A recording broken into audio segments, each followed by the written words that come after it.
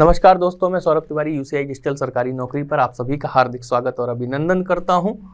हम लोग हिंदी की मिसलेनियस एक्सरसाइज कर रहे थे और कई सारे क्वेश्चन हम लोग लगा चुके थे और अभी 1-2 दिन 3 दिन हम लोग और यही सब काम करेंगे, बल्कि थोड़ा और ज़्यादा, क्योंकि नया पढ़ना उतना महत्वपूर्ण नहीं है जितना पुराने पढ़े हुए का रिवीजन करना महत्वपूर्ण है। जल्दबाजी कोई नहीं है, समय अपने पास पर्याप्त है और इस पर्याप्त समय में बस क्या है कि जिस मेहनत को हम करें वो मेहनत हमारी बिल्कुल अपने सफलतम रूप में साकार होकर हमारे सम्मुख आनी चाहिए।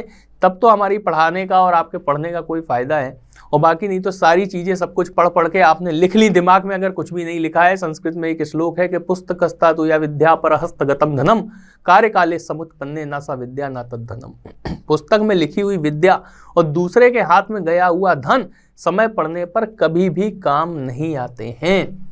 इसलिए जो भी आप पुस्तक में लिख रहे हैं, जो भी आप यहाँ पर सुन रहे हैं, वो अगर आपके दिमाग में नहीं है तो फिर वो सारी चीज़ें निरर्थक हैं, उनका कोई भी फायदा नहीं है। चैनल को अगर आपने सब्सक्राइब नहीं किया है तो चैनल को सब्सक्राइब करिएगा, वीडियो को लाइक करिए, शेयर करिए और कमेंट करके बताना कि वीडियो आपको कैसा लगा। देखते हैं आज का पहला क्वेश्चन क्या है। निम्न में से संज्ञा शब्द का चयन कीजिए। निम्न में से संज्ञा शब्द का चयन कीजिए। मानवीय, स्वार्थी, मानव और क्रोधित। ठीक है, चलिए तो हम लोग अपना काम शुरू करते हैं। मानवीय मानवीय क्या हो जाता है? मानवीय भूल हो सकती है, मानवीय कार्य हो सकता है। ठीक है, इसी तरीके से अगर पशु के द्वारा कोई किया जाए, पार्श्विक प्रवृत्ति हो सकती है, पार्श्विक कार्य हो सकता है। ठीक है ना, पार्श्विक भूल हो सकती है, मतलब कुछ भी हम लगा सकते हैं उसके आगे। तो इस तरीके से ये एक विशेषण के रूप में प्रयोग हो रहा है। ठीक है ना, क्योंकि मानव की भाववाचक संज्ञा मानवता होती है। ठीक है ना, तो मानवीय क्या है? विशेषण के रूप में प्रयोग हो रहा है और प्रमुखतया इसे हम क्रिया विशेषण के रूप में प्रयोग करते हैं, क्योंकि ये क्रिया की विशेषता ज्यादा बताता है। भूल भी क्या है? भूल करना क्या है? क्रिया है। ठीक है ना, कोई भी काम करना क्या है? क्रिया है। तो इसलिए इसे क्रिया विशेषण में रख सकते हैं। कहीं कहीं इसका प्रयोग विशेषण में भी हो जाता है। स्वार्थी क्या है? स्वार्थी भी विशेषण है। ठीक है ना, मानवीय क्या हो गया? विशेषण हो गया, स्वार्थी भी विशेषण हो गया। क्रोधित क्या है? भाववाचक संज्ञा हो गई।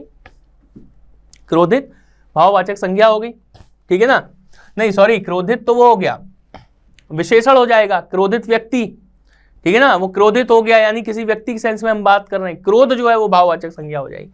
मानव यहां पर क्या है? ये जातिवाचक संज्ञा के रूप में आ रहा है। मानव क्या है? ये जातिवाचक संज्ञा के रूप में आ रहा है। संज्ञा तो है ही है, साथ में क्या है? जातिवाचक संज्ञा भी है मानव। तो ये हमारा आंसर यहां पर इस क्वेश्चन का ये आंसर हमारा हो जाएगा। ठीक है, अगला क्वेश्चन देख लेते हैं। कौन सा शब्द पुल्लिंग है? पुल्लिंग की पहचान कैसे करेंगे? कई सारे नियम लोग पढ़ाते हैं, तो अब इस तरीके से क्या क्या रटोगे? हमने जैसा बताया था वैसा काम करने लगो। जो भी शब्द आपको दिए हैं उनका आप क्या करो? वाक्य में प्रयोग करो।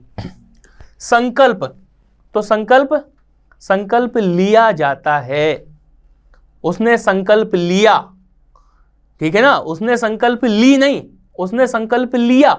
और लिया का मतलब क्या हुआ? पुल्लिंग है ना संकल्प। ठीक है ना, तो संकल्प आपका क्या हो गया? आंसर हो गया, पुल्लिंग हो गया।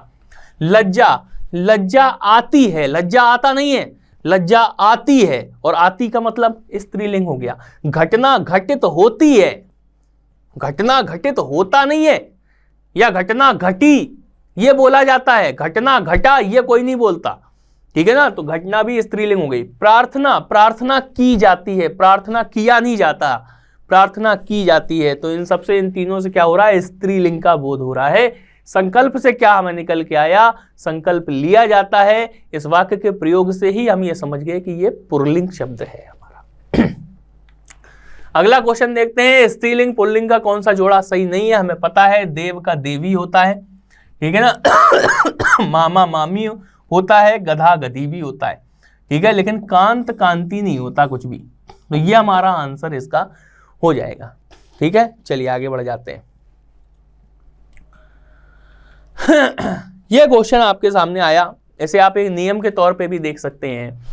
कह रहा है कि अकारांत तथा आकारांत पुल्लिंग, अकारांत, आकारांत, ईकारांत, उकारांत, ये सब हम आपको बता चुके हैं पुरानी क्लासेस में। अकारांत और आकारांत पुल्लिंग शब्दों को ईकारांत कर देने से स्त्रीलिंग हो जाते हैं। दूसरा बोल रहा कि जाति बोधक शब्दों के अंतिम स्वर का लोप कर उनमें कहीं इन और कहीं आइन प्रत्यय लगाकर स्त्रीलिंग बनाया जाता है। आपने पढ़ लिया होगा पूरा, बहुत मन से, आप फिर से पढ़ लीजिए एक बार से, कि अकारांत तथा आकारांत पुल्लिंग शब्दों को ईकारांत कर देने से वे स्त्रीलिंग हो जाते हैं। और दूसरा दे रहा है कि जाति बोधक शब्दों के अंतिम स्वर का लोप करके उनमें कहीं इन और कहीं आइन प्रत्यय लगाकर स्त्रीलिंग बनाया जाता है। ये आपके सामने दिया है। कौन सा सही है? केवल एक सही है, केवल दो सही है, दोनों सही है या दोनों गलत हैं? तो आप पहले तो ये समझ लो कि ये दोनों सही हैं। ये दोनों ही सही हैं। ठीक। अब अकारांत पुल्लिंग शब्द हम लिखते हैं। मान लो हमने क्या लिखा, अभी पीछे आया था आपका देव, ठीक है, या हमने लिख लिया पुत्र। तो अब इनमें हम क्या करें, अकारांत में ई प्रत्यय लगा दें, बड़ी ई, यानी कि ईकारांत कर दें इन्हें। तो देव से हमने कर दिया देवी, तो ये क्या हो गया, ये स्त्रीलिंग हो गया कि नहीं हो गया। पुत्र से हमने क्या कर दिया, पुत्री, तो ये क्या हो गया, ये स्त्रीलिंग हो गया कि नहीं हो गया। यानी कि ये वाला पॉइंट सही लिखा ना, कि अकारांत शब्द को अगर लास्ट में ईकारांत कर दें तो वो क्या हो जाते हैं, स्त्री हो जाते हैं। ये वाला पॉइंट आपका अकारांत वाला सही हो गया। अब आकारांत की अगर हम बात करें, आकारांत की अगर हम बात करें तो आ गया मान लो लड़का, लड़का, तो ये आकारांत है, बड़े आ का स्वर निकाल ला लास्ट में, तो लड़का से हम इसे ईकारांत अगर हम कर दें तो क्या हो जाएगा, लड़की। बन गया स्त्रीलिंग, बन गया ना स्त्रीलिंग। इसका मतलब ये आकारांत वाली शर्त भी ये सही बोल रहा था कि आकारांत को अगर ईकारांत कर दें तो स्त्रीलिंग हो जाते। तो पहला वाला पॉइंट तो पूरा सही हो गया पूरी तरीके से, ठीक है। नीचे वाला पॉइंट देखो क्या कह रहा, जाति बोधक शब्दों के अंतिम स्वर का लोप कर दें और कहीं इन और कहीं आइन लगा दें, ठीक है। ये हम लोग रोजमर्रा की जिंदगी में बहुत सुनते हैं इन शब्दों को, और ये पूरी तरीके से सही है। जैसे मान लीजिए लिखा है कहीं गुप्ता, आपके मोहल्ले में अगर कोई गुप्ता जी रहते हो तो उनकी धर्म पत्नी को लोग क्या बोलेंगे, गुप्ताइन, ठीक है ना। गुप्ता जी के नाम से गुप्ताइन जानी जाएंगी, ठीक है। तो इसमें हमने क्या लगा दिया, आइन लगा दिया, आइन, आइन लगा दिया, ठीक है। मान लो कोई है तिवारी, तो क्या बोला जाएगा, तिवारिन, तिवारिन। इसमें क्या लग गया आपका, इसमें लग गया इन। बात आ गई ना समझ में। तो ये आइन और इन वाली बात ये कर रहे हैं, ठीक है। और देखिए जैसे मान लीजिए अब किसी के प्रोफेशन से भी जोड़ सकते हैं, वो भी जातिवाचक संज्ञा होती है।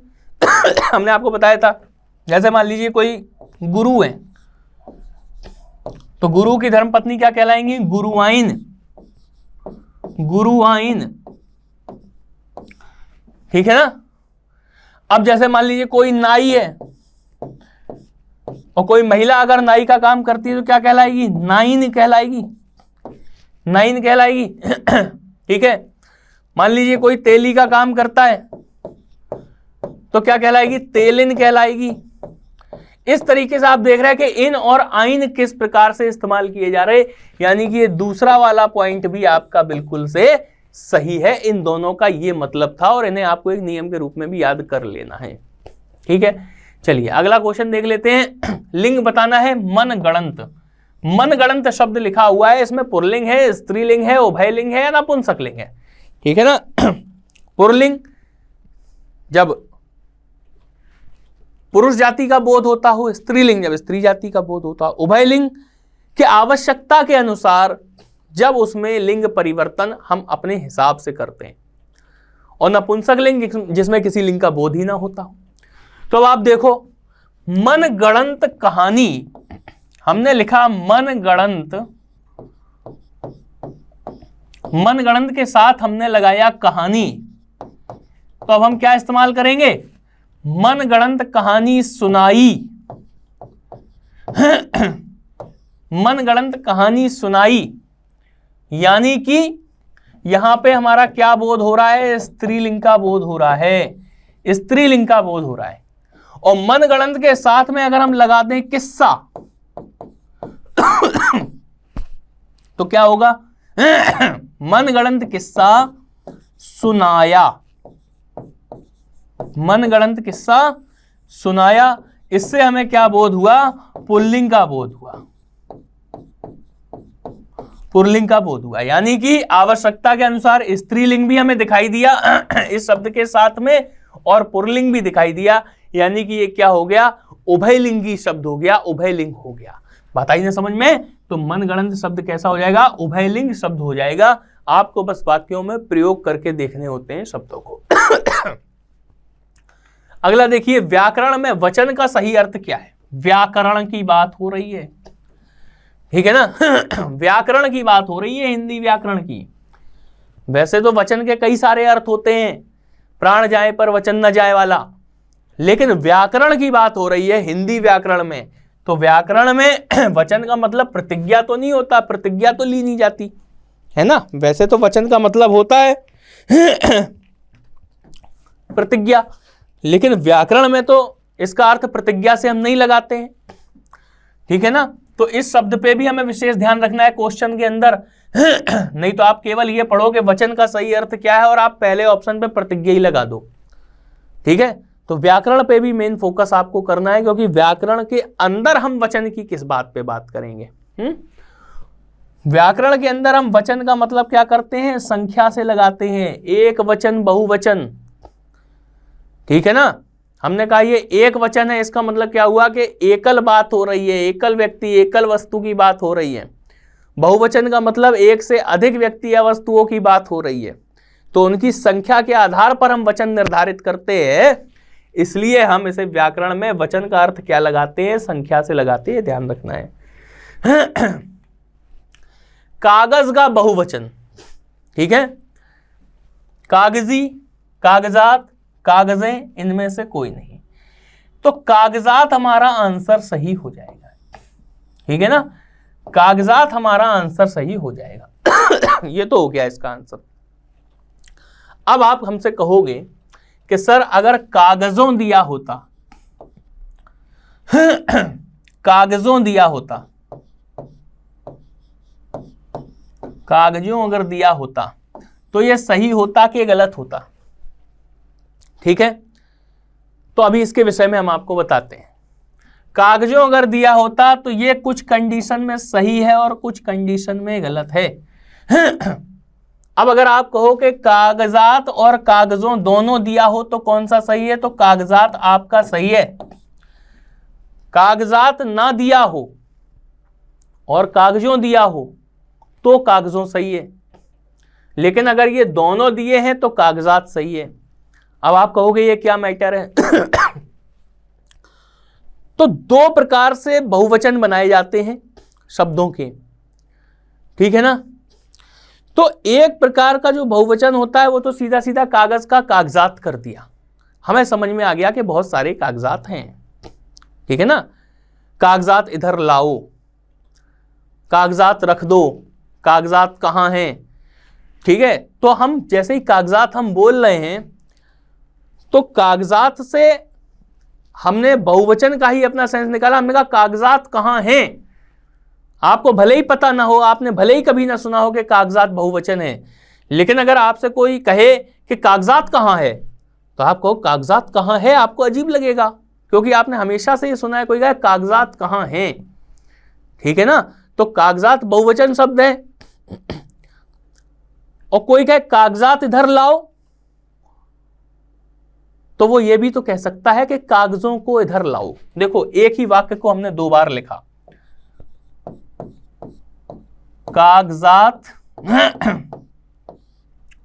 इधर लाओ,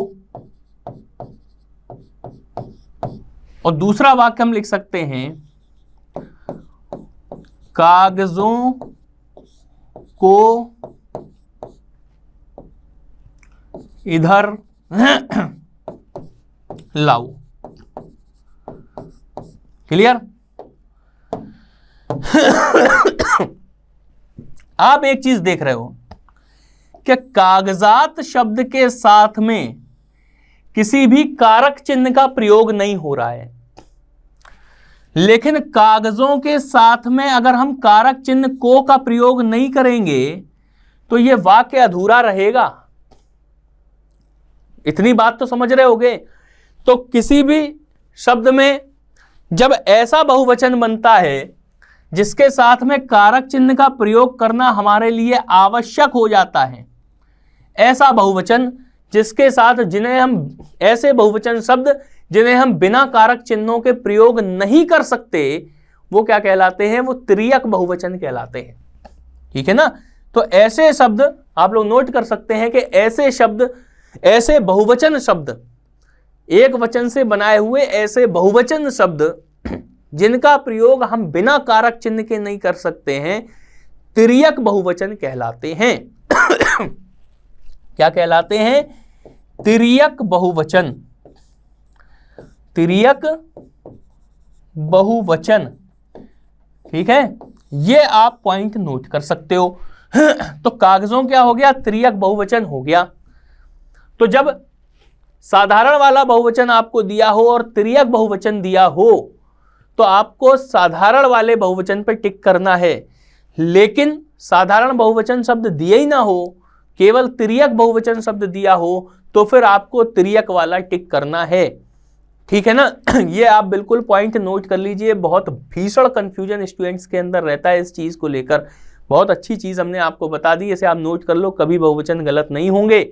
और ये हमेशा ध्यान रखना कि अगर तिर्यक बहुवचन और साधारण बहुवचन दोनों आ जाएंगे तो फिर आपको साधारण वाले को पहले नंबर पे चूज करना है, प्रेफर उसी को करना है सबसे पहले नंबर पे। आगे ना बात समझ में? चलिए आगे बढ़ते हैं। कौन सा शब्द परसर्ग के साथ, परसर्ग का मतलब समझते हैं आप लोग? कुछ लोग परसर्ग को उपसर्ग और प्रत्यय समझने लगेंगे। परसर्ग का मतलब क्या होता है ये नोट कर लेना कॉपी में, क्योंकि ये सारी भाषाएं परीक्षा में पूछी जाती है। परसर्ग का मतलब होता है कारक चिन्ह। ठीक है ना। कारक चिन्ह या विभक्ति जो होती है, जो हम लोग पढ़ते हैं। तो कौन सा शब्द है दिए गए में, दिए गए चारों शब्दों में, जिनका परसर्ग के साथ प्रयोग होने के बावजूद विकारग्रस्त नहीं होता, यानी कि अविकारी रहता है, कोई परिवर्तन नहीं होता, कारक के साथ इस्तेमाल कर लो तब भी। ठीक है ना। जैसे लता, लता का बहुवचन लताएं, लेकिन अब इनका अगर हम तिर्यक बहुवचन बताएं तो लताओं को लटकने दो, तो लताओं को हमने कर दिया। ठीक है, परिवर्तन हो गया। बहुएं आ रही हैं, बहु का बहुएं हो जाएगा क्योंकि इसके साथ में कारक चिन्ह का प्रयोग नहीं हुआ। लेकिन बहुओं को बुलाओ तो बहुओं क्या हो जाएगा? तिर्यक बहुवचन हो जाएगा। तो इसमें भी ये भी विकारग्रस्त हो जाएगा। लोटे इधर रख दो या लोटों को इधर रख दो, विकारग्रस्त लोटा शब्द भी हो जाएगा। लेकिन दही हमारा विकारग्रस्त नहीं होगा। आप चाहे जिस प्रकार से इसका प्रयोग कर लो, तो केवल यही वाला हमारा उत्तर हो जाएगा। सी ऑप्शन हमारा आंसर हो जाएगा। ठीक है। कौन सा शब्द स्त्रीलिंग और पुल्लिंग दोनों है, यानी कि उभयलिंगी शब्द है? एक उदाहरण हम पीछे कर चुके हैं इसका, इस तरीके का। ठीक है ना, बड़ा आसान हो जाता है। हार की अगर हम बात करें, हार जो पहला ऑप्शन हमारा दिया है, तो हार दो प्रकार के होते हैं। एक हार का मतलब क्या होता है? आभूषण, जो गले का हमारा आभूषण होता है। ठीक है, आभूषण हो जाएगा या फूलों की माला हो जाएगी, इसे हम माला भी बोल सकते हैं। हार का मतलब माला। और एक हार का मतलब क्या होता है? पराजय। ठीक है ना, आभूषण या माला। तो माला के सेंस में अगर हम हार का इस्तेमाल करेंगे तो स्त्रीलिंग, क्योंकि माला तो स्त्रीलिंग शब्द है, तो माला को हम कंसीडर नहीं करते हैं यहाँ पे। आभूषण वाला हार जो गले में जो पहना जाता है, तो हम ऐसे ही बता रहे हैं कि हार पहना जाता है, ये शब्द हमने बोला। तो इससे क्या निकल के आया कि गले वाला जो आभूषण वाला जो हार है वो क्या है? पुल्लिंग शब्द का प्रतीक है।